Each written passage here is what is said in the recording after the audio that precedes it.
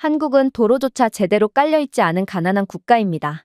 이런 국가로 자전거 여행을 떠나는 건 정말 자살행위와 다름이 없다고요.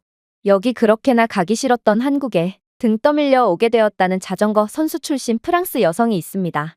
그리고 그녀는 한국에 도착함과 동시에 못 볼 꼴을 봤다는 듯 잔뜩 인상을 찌푸리고 마는데요. 전 세계에서 한국만큼 선진적인 인프라를 가진 국가도 없을 텐데 그렇다면 그녀는 대체 한국에서 어떤 장면을 목격했던 것일까요? 안녕하세요. 저는 프랑스 출신의 오드레라고 합니다. 아무래도 대부분의 사람들이 각자가 즐기는 취미 하나쯤은 있을 거라고 생각하는데 제 경우는 취미에 인생까지 걸었을 정도로 취미에 그 누구보다 진심인 상태인데요.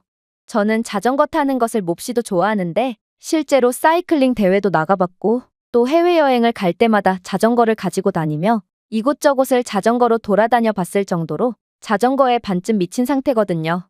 그리고 이러한 제 취미를 소개할 때 친구 카롤린은 절대로 빼놓을 수 없을 것 같은데요. 그녀는 자전거 동호회에서 만난 친구인데 그녀 또한 저 못지않은 자전거 애호가이고 실제로 저희 둘은 함께 해외 자전거 여행도 가봤을 정도로 궁합이 정말로 잘 맞는 친구 사이거든요.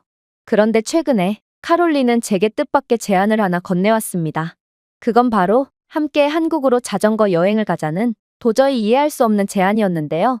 사실 그녀와 저는 중국에서 절대로 잊지 못할 경험을 했기에 저는 카롤린이 저를 놀리려고 일부러 이러나 싶은 생각마저 들었을 정도로 정말 어이가 없을 뿐이었어요.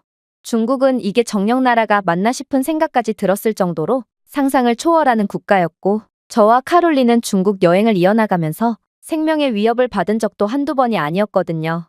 그런데 한국은 중국과 지리적으로 매우 인접한 국가기도 했고 저는 아시아에 대해 그다지 아는 바가 없었기 때문에 모든 아시아 국가들은 중국과 비슷할 거라는 편견을 가지게 되었습니다. 그러나 카롤린은 한국은 중국과 수준 자체가 완전히 다른 국가라고 주장하며 심지어 한국에서는 자전거를 따로 챙기지 않아도 충분히 만족스러운 자전거 여행을 이어나갈 수 있다는 뚱딴지 같은 소리까지 해오는 거 아니겠어요? 저는 그런 그녀의 말을 도저히 믿지 못했습니다. 일단 애초에 해외에서 자전거를 대여하기란 하늘의 별 따기 수준인데요. 아무래도 각종 경범죄 천국인 유럽에서는 자전거 절도 등의 문제가 매우 흔해서 여권 제출에 보증금 지불까지 상당히 까다로운 절차를 거쳐야 하는 게 일반적이거든요. 물론 한국에 대한 필요 이상의 극찬을 하는 그녀의 태도도 매우 미심쩍었죠. 아무래도 카롤린은 요즘 한국 드라마에 거의 빠져있다시피 했기에 한국에 대한 객관성을 완전히 잃은 모양이었는데요. 그러나 그녀는 만약 자신의 말이 거짓이거나 한국에서 결점을 하나라도 찾는다면 자신이 여행 경비를 모두 부담하겠다는 파격적인 제안까지 건네왔고 그렇게 저는 속는 셈 치고 한국을 한번 경험해보기로 결정하게 됩니다. 물론 저는 카롤린의 말을 전부 다 믿지는 못했고 결국 제 개인 자전거는 따로 챙기게 되었는데요. 하지만 카롤린은 정말로 자전거는커녕 거의 아무것도 챙기지 않은 채 한국행 비행기에 올랐고 그렇게 저희의 기묘한 한국 여행은 시작되었습니다. 그리고 제가 한국에 대한 충격적인 첫인상을 가지게 되기까지는 그리 오랜 시간이 걸리지 않았죠. 저희가 마침내 한국에 도착한 뒤 이동을 위해 지하철에 탑승하게 되었을 때 저는 그 즉시 한국은 분명 일반적인 국가는 아니라는 것을 느끼게 되었거든요. 왜냐하면 보통 외국에 처음 도착하면 대중교통 이용 방법 등을 숙지하느라 꽤 많은 시간을 헤매게 되는 것이 당연한데요. 그러나 한국에서는 상황이 완전히 다르더라고요. 한국 지하철역에는 웬 대형 키오스크 하나가 설치되어 있길래 뭔가 싶었더니 알고 보니 한국은 가야 하는 장소나 숙소를 키오스크에 입력하면 자동으로 숙소로 향하는 경로와 어떤 지하철표를 발권해야 하는지를 정확히 알려주고 있었고 저는 그저 결제만 하면 모든 상황이 해결되는 상황이었습니다. 심지어 이 키오스크는 저희가 목적지역에서 하차한 이후 어떤 경로로 이동해야 숙소로 향할 수 있는지를 지도 노선으로 표시해주고 있었고 이러한 정보를 QR코드를 통해 스마트폰으로 전송까지 해주고 있었는데요. 저는 웬만한 나라는 전부 다 가봤을 뿐만 아니라 세계 기술 시장을 선도하고 있다는 많은 선진국들도 경험해봤지만 이 정도로 놀라운 기술력과 편의성을 구현해 놓은 국가는 단 한 번도 경험해보지 못했기에 그저 한국의 생각지도 못한 선진적인 면모에 깜짝 놀랄 수밖에 없었습니다. 하지만 한국의 놀라운 모습은 그저 시작일 뿐이었어요. 저는 키오스크가 전송해준 QR코드를 그대로 스마트폰으로 옮겨받았는데요. 그런데 QR코드의 정보를 전송받자마자 저는 뭔가 매우 이상한 점을 눈치채게 되었습니다. 바로 저희는 분명 공항에서 데이터를 구매하지 않고 곧바로 지하철로 이동했기에 데이터가 없는 이러한 상황에서는 QR코드의 정보를 전송받을 수 없어야 하는 게 당연했지만 놀랍게도 키오스크가 보내준 QR코드는 그대로 제 스마트폰으로 옮겨져서 저는 모바일 맵을 통해 구체적인 이동 경로를 파악할 수 있게 되었거든요.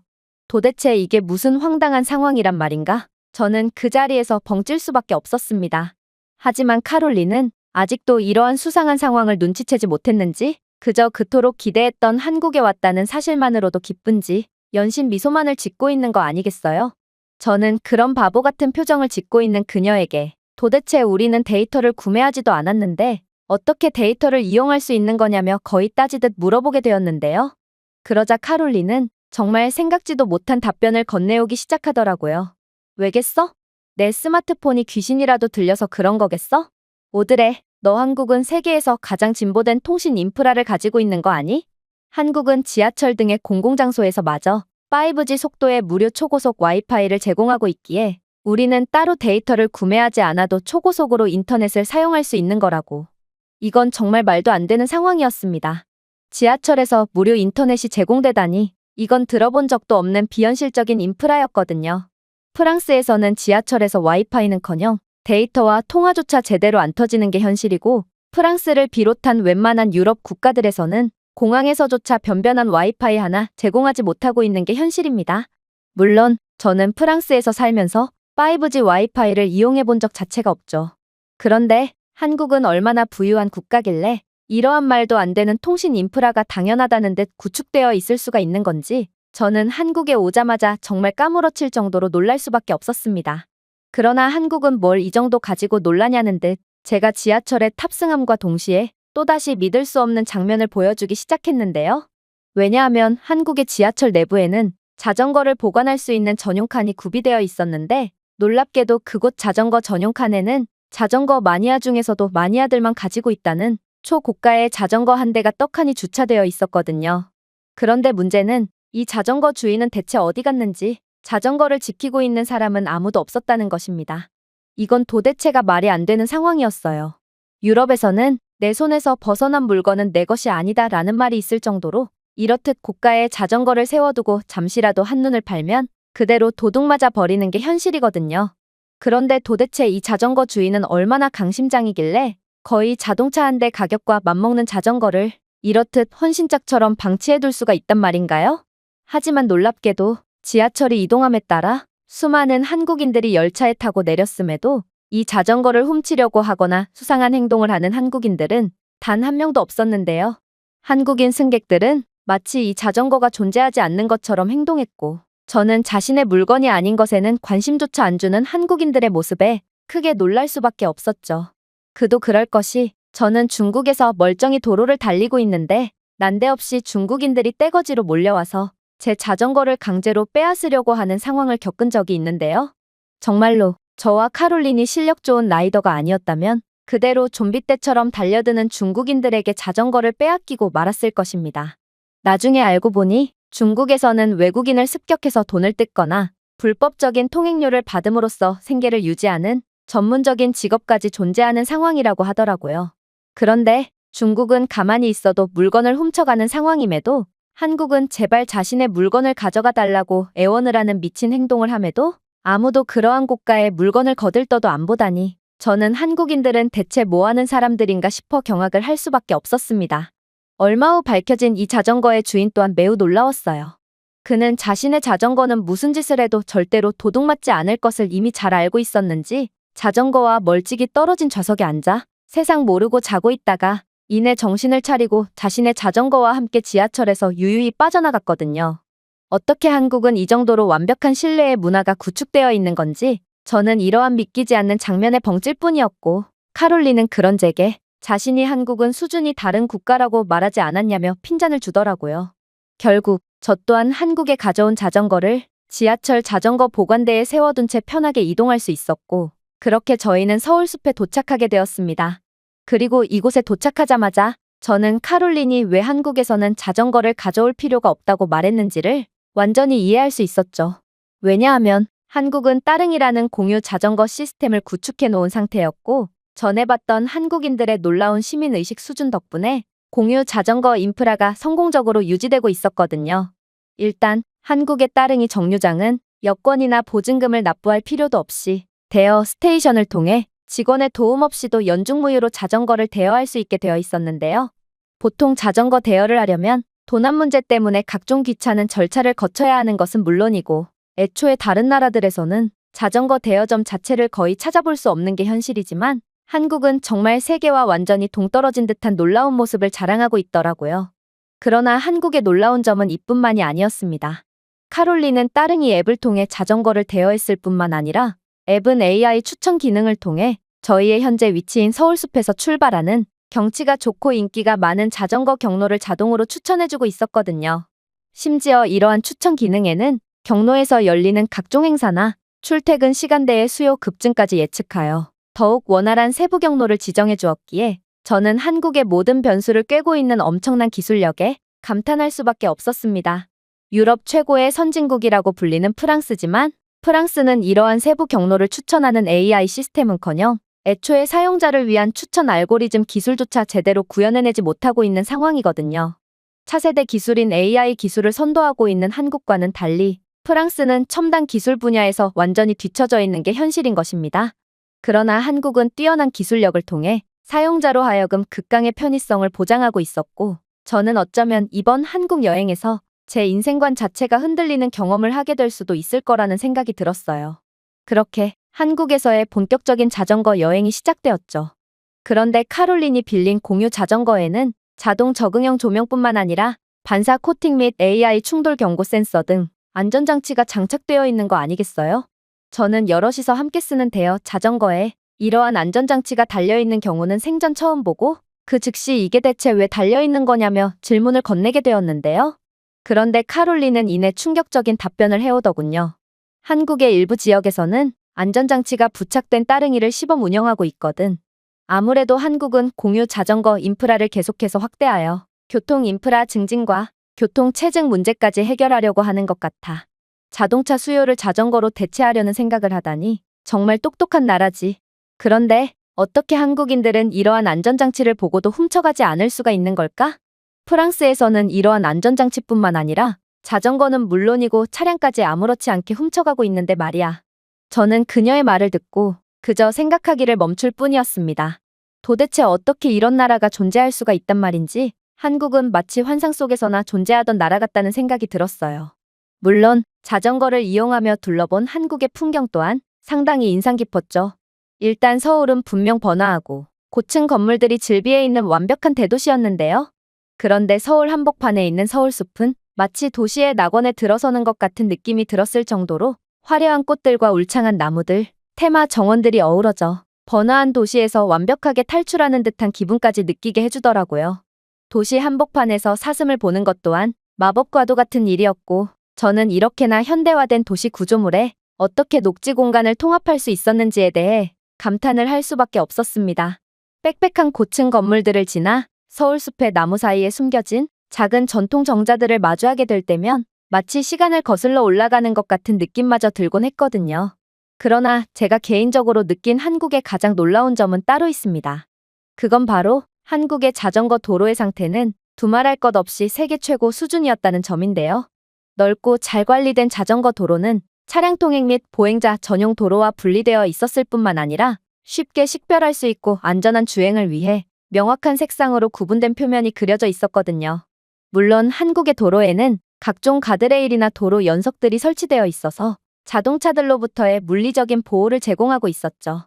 사실 대부분의 선진국들에서 자전거 도로는 그저 아무런 안전장치 없이 방치되어 있을 뿐이기에 저는 한국의 이러한 우수한 모습에 더욱 깜짝 놀랄 수밖에 없었습니다.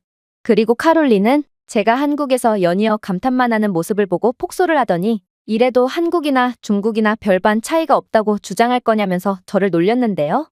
결국 저는 순간 중국에서의 경험이 떠올라 치가 떨려왔습니다. 중국은 자전거 도로와 일반 도로가 명확한 구분 없이 이어지는 경우가 많아서 넋놓고 자전거를 타다 보면 어느새 차량과 함께 달리고 있는 자신을 보게 되는데요. 물론 중국인 운전자들은 난폭운전과 과속운전으로 매우 유명하기에 이러한 자동차에 의한 충돌 사고로 사망하는 자전거 라이더 비율은 중국이 압도적인 세계 1위를 기록하고 있죠. 하지만 한국은 중국과는 수준 자체가 차원이 다른 국가였고, 저는 카롤린의 놀림에 아무런 반박도 못한 채 얼굴을 붉힐 뿐이었습니다. 또한 한국의 경우 자전거 도로 네트워크를 주거 지역과 학교, 직장, 공원 및 상점가 등을 통합하여 원활하게 연결했는데요.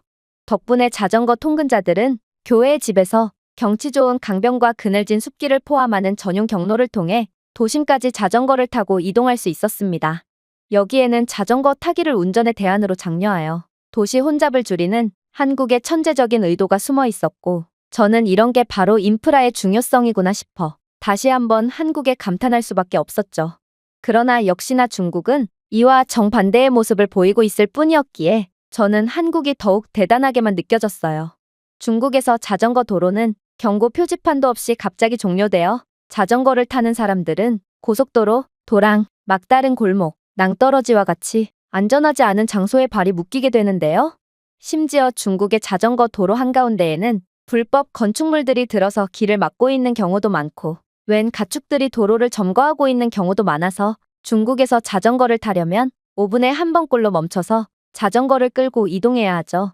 중국에서는 하루가 멀다 하고 이러한 형편없는 도로에서 실족사를 당하는 사람들이 계속해서 발생하고 있음에도 중국 언론에서는 이런 내용을 보도조차 안 하는 것을 보니 중국은 이러한 자신들의 문제를 개선할 의지도 능력도 없고 이 나라는 도저히 답이 없다는 것을 알 수 있습니다. 하지만 한국은 중국과 지리적으로 매우 인접해 있음에도 중국과는 정반대의, 아니, 중국과는 비교도 안 되는 세계 최고의 인프라를 유지하고 있다는 점을 보고 저는 일전에 한국을 중국쯤밖에 안 되는 국가라고 섣불리 판단한 것이 떠올라 엄청난 수치심과 죄책감을 느낄 뿐이었어요. 그렇게 저는 여러 복합적인 감정을 느끼며 계속해서 세계 최고의 도로를 따라 이동했습니다. 그리고 저는 자전거 도로에 설치되어 있는 디지털 전광판을 봄과 동시에 경악을 금치 못하고 말았죠. 왜냐하면 전광판은 날씨 예보를 보여주고 있었는데 저는 한국의 주간일보를 보고 전날에 엄청난 비가 내렸다는 사실을 알게 되었거든요. 사실 폭우가 내리면 며칠간은 원활한 라이딩을 즐길 수가 없습니다. 왜냐하면 도로는 웅덩이로 가득해지고 또 도로 표면이 미끄러워져서 제대로 된 라이딩을 할 수가 없거든요. 그리고 중국의 경우는 조금 더 심했는데 중국은 안 그래도 도로가 포트홀 및 균열로 가득한 상태였고 도로 포장 상태도 형편없었는데 배수 시스템까지 엉망이었거든요. 그래서 중국에서는 비가 왔다 하면 3일 이상은 도로가 아예 잠긴 상태로 유지되고 형편없는 도로 포장 상태 때문에 도로는 비가 오기만 하면 진흙밭이 되어 며칠간 이용 자체를 못할 수준으로 변해버립니다. 중국에서 쓰레기들이 둥둥 떠다니는 침수된 자전거 도로를 며칠간이나 억지로 달려야 했던 기분은 정말 절대로 잊지 못할 악몽과도 같았죠. 그러나 한국의 도로는 전혀 달랐습니다. 일단 한국의 도로는 매끄러운 아스팔트와 같은 충격 흡수성 소재로 제작되어 마모를 최소화하도록 설계되었을 뿐더러 투과성 포장은 배수를 향상시켜 비가 아무리 오더라도 웅덩이와 미끄러운 표면을 방지하고 있었거든요. 그래서 한국에서는 비가 온 직후에도 최고 컨디션의 도로에서 안전한 라이딩을 즐길 수 있던 것입니다. 도대체 한국은 얼마나 부유한 국가면 이 정도로 훌륭한 인프라를 당연하다는 듯이 유지할 수가 있단 말인가? 저는 이제 놀라기도 지쳐 그저 멍하니 앞만 응시할 뿐이었죠. 그렇게 이런저런 생각을 하며 라이딩을 즐기다 보니 저는 어느새 한강 자전거 도로에 도착하게 되었는데요. 그리고 한강을 따라 달리면서 저는 한강이 얼마나 깨끗하고 평화롭고 넓게 느껴지는지에 경외심마저 느꼈고 물속에 비친 서울의 스카이라인 풍경에 감탄만 연발할 뿐이었습니다. 서울의 마천루는 강에 반사되어 자연과 현대가 완벽하게 조화를 이루고 있었거든요. 프랑스에서는 거의 볼 수가 없는 초고층 건물들이 서울의 번화함을 상징했다면 한강에서는 수상 스포츠를 즐기며 노를 젓는 사람들이 평화로운 느낌을 주고 있었고 이는 강변 공원의 푸르름과 도시의 다채로운 다리와 아름답게 조화되어 색다른 느낌을 주었죠. 또 한강에는 오리와 외가리도 서식하고 있는 것을 보니 한국이 한강의 자연을 유지하기 위해 얼마나 노력하고 있는지 감히 감도 안 올 정도였어요. 심지어 한강에는 다양한 벤치와 분수대와 같은 휴게 공간 또한 잘 조성되어 있었기에 한강은 그야말로 모든 한국인들이 잠시 쉬어갈 수 있는 핵심적인 휴게의 역할을 수행하고 있었죠. 그렇게 저는 한국의 다양한 아름다운 모습에 감탄을 하며 계속해서 이동했습니다. 그리고 이내 뚝섬 공원에 도착하자마자 화들짝 놀랄 수밖에 없었죠. 왜냐하면 한국은 한강공원별로 다양한 테마를 구성해 놓았기 때문에 같은 한강공원이라도 완전히 다른 매력을 자랑하고 있었거든요. 일단 뚝섬 한강공원은 활기찬 분위기와 문화공연부터 강변 휴게공간까지 다양한 액티비티가 구성되어 있는 상태였는데요.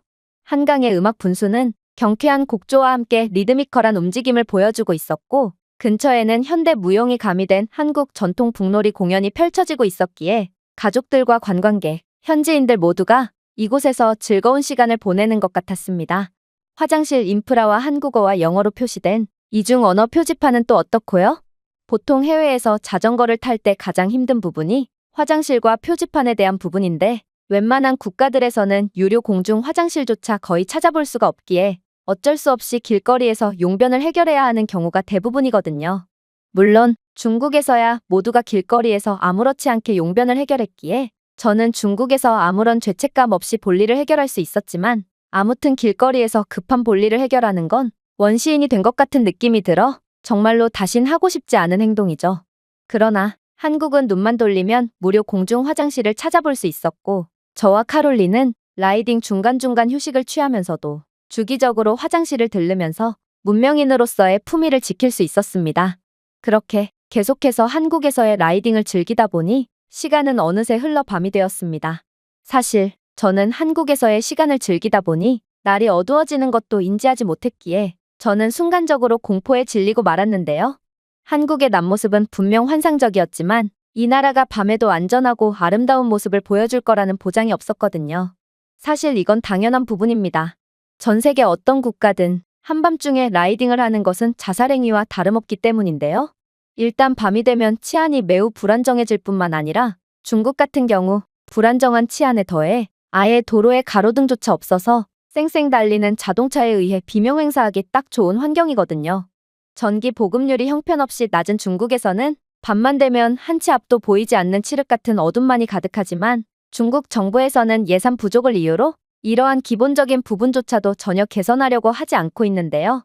심지어 각종 행사 등의 이유로 조명이 꼭 필요할 경우 중국 정부 측은 가로등을 설치하는 것보다 사람을 쓰는 게 훨씬 더 싸게 먹힌다며 어둠 속에서 사람이 직접 손전등을 들고 있게 함으로써 인간 가로등을 세우는 방식으로 밤을 밝히는 처참한 모습을 보여주고 있을 뿐입니다. 그러나 제가 중국에서의 경험이 떠올라 공포에 질려있자 카롤린은 아직도 한국을 의심하는 거냐며 저를 비웃기 시작했는데요. 그리고 실제로 한국은 완전히 밤이 깊어지자마자 놀라운 모습을 보여주기 시작했죠.